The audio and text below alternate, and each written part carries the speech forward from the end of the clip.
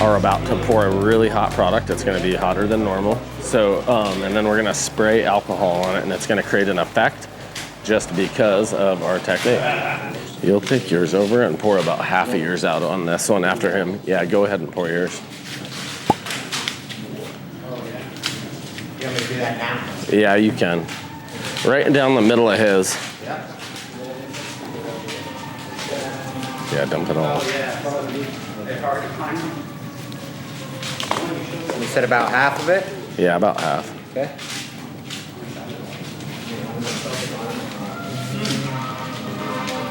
Yeah, you're good. Right there? Okay. Yeah, you're good. Thank you very much. Yes, sir. Do you think I should just finish off mine now, or should I still mix it? No, let yours hit 105 with one of those guys. Oh.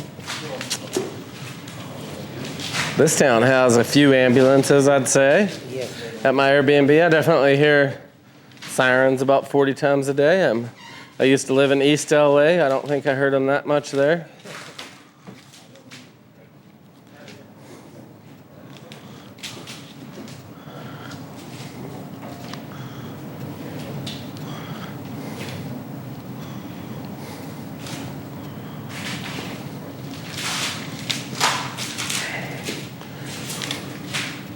I will say something. I'm not a very religious person, but I do believe in God. But people don't like to hear that probably about God. I know that's not probably good to hear in class or online, but I was walking behind a job site the other day. I was thinking it was Omaha. It must have been in Virginia Beach. And there was homeless people, and I saw homeless people putting socks on another homeless person and then helping her. So I started asking them what was going on, and it was crazy. It was these two younger homeless guys took care of this old homeless lady like every day just because she was old and she had no one to take care of her. I thought that was one of the coolest things I ever saw. It's funny that like people, yeah, you'll give a homeless person something to help them out or whatever, and you feel like you really did something, but coming from such great, like we all have such abundance, and then you see two homeless people kindlessly helping, or thoughtlessly or selflessly helping some old lady. Just, I'm like, what? And they said, well, she can't even get her socks on, and I was like, holy crap, that is like, it's like, I guess that's the only true religion I've ever seen. Made me feel like a lazy piece of crap.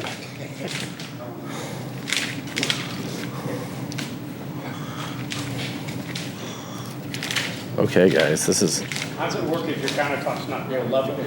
You're totally, I mean, you're not going for level as much as flat, and you can pour something significantly sloped with this if you're thoughtful on it. Like, we're pouring this very heavy. Watch your temps, guys. Yep.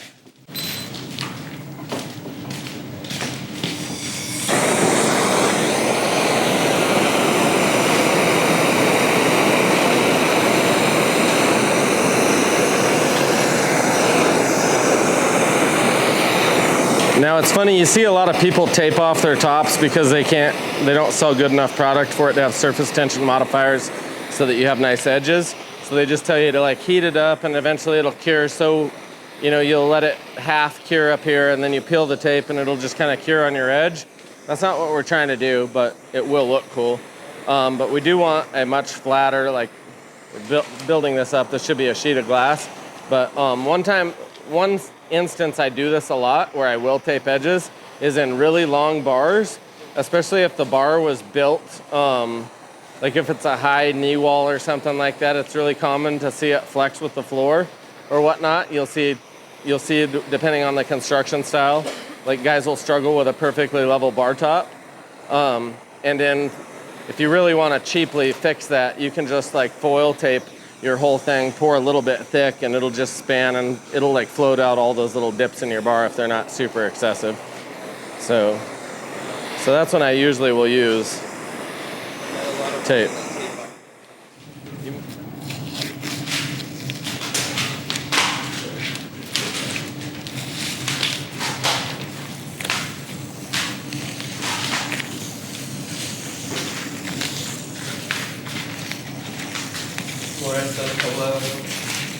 Hey, how are you doing? Lauren? Oh, Laura. It's good to see her again. Thank you, Laura. We haven't seen you in a while. We haven't been here for a while. God bless you, Laura. Thank you for being here today. There's like 5 of their old regulars on here today. And we're finally doing something that maybe you guys will enjoy.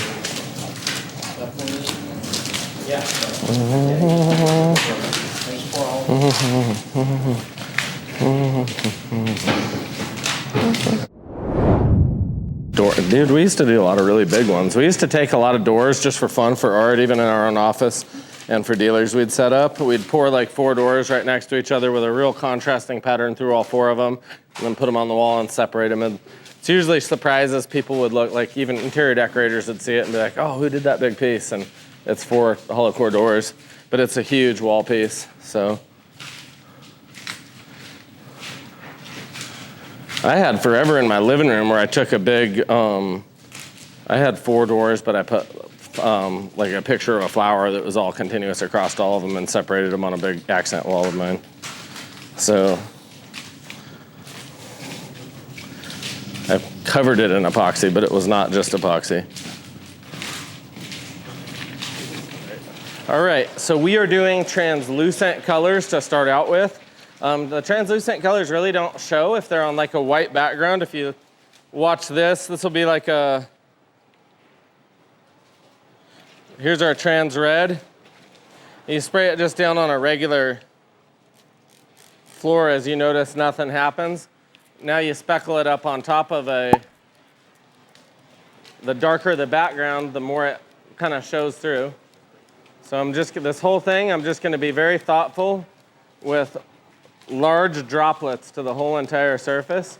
And I'm gonna go through a couple different colors, and it's gonna start cooling this, which was really hot, and I just finished torching it. And this is just a really simple, fun way you can create this pattern without any, you could be like me and have no skill.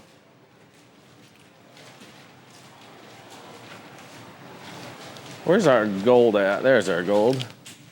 Here's our, What was that you just sprayed on? that was translucent red. I'm gonna just layer a couple different colors up here.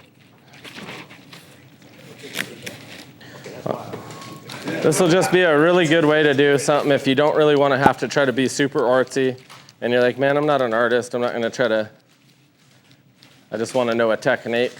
If you notice, learn a little bit of trigger control, just barely squeeze and learn how to make droplets and not big piss streams. So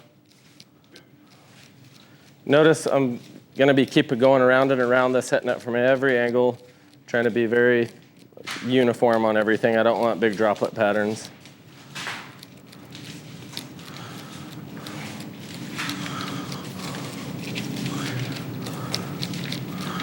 And you could very easily, this is like $20 worth of color and a little bit of alcohol. You could take black epoxy and pigment your whole entire house like this and do all your pattern like this right into a black. It's very cool. It gives it almost like a... Do you want us to pull this tape, Mr. Levi? Yep. As you let it go over that edge and then kind of control it so you're not losing a lot of it. And watch out, Bubbles. Yeah, here's the purple. Now, if you notice, the purple is a much finer particle than the shimmer gold, so it's pushing that shimmer gold off to the sides and leaving droplets of the finer particle of the blue, right? Oh, in the smoke shop? The one over in Pacifica?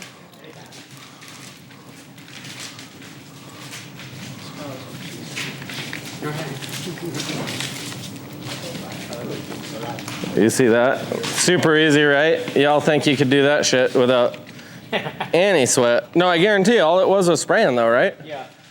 Literally, You just gotta learn trigger control. a little bit of trigger control. And I mean, if not, I mean, it's not like it's the end of the world. Is there a technique of what color to lay down first? No, I do like, the gold's cool or anything that's one of the larger particles because you can get it to separate really cool with the other colors. And then depending on the brightness of the blue, I'm doing a little bit more of a lighter blue here that's gonna be it's gonna add in just a little bit of depth in that blue. It's not really gonna change it, but you're gonna all of a sudden see like 2 colors of blue in here.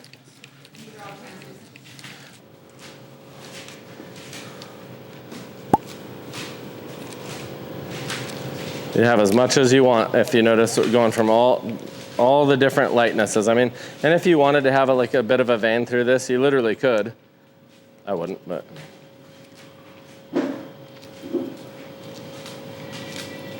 Like this lays down so nice and metallic. So that says she likes it.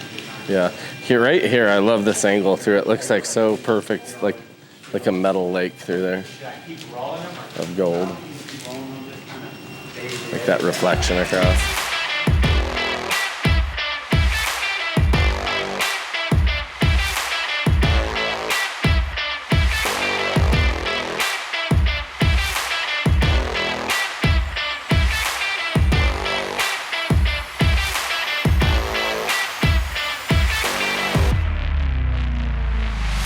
The whole line of Diamond Coat and Countertop Epoxy products are pretty amazing. So we have a DIY line through Countertop Epoxy, but most people on there, it's a lot of contractors that go on there, and then they usually opt for training, and then they come to a class. We have about 7,000 trained installers in the U.S.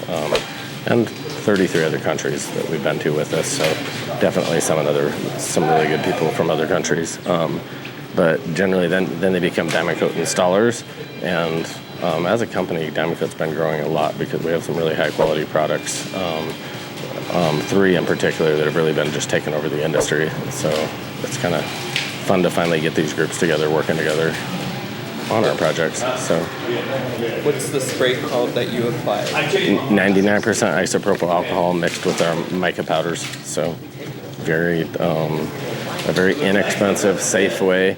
It doesn't have residue, so a lot of your other MEKs and things like that would have, you could get residue or curing issues, or it would thin your product too much. So we don't really want to thin this with a xylene or something like that. We just want to be able to get the alcohol will momentarily thin the top of the epoxy to let the mica powder in, and it evaporates off, leaving 0 residue. And always 99. Just think if you're using 91, that's 9% water. So we always, the highest percentage possible of alcohol is best. It's also much lighter, so it's less likely to leave divots. So if you use like your 70s and whatnot, you'll immediately get really bad fish eyes. So.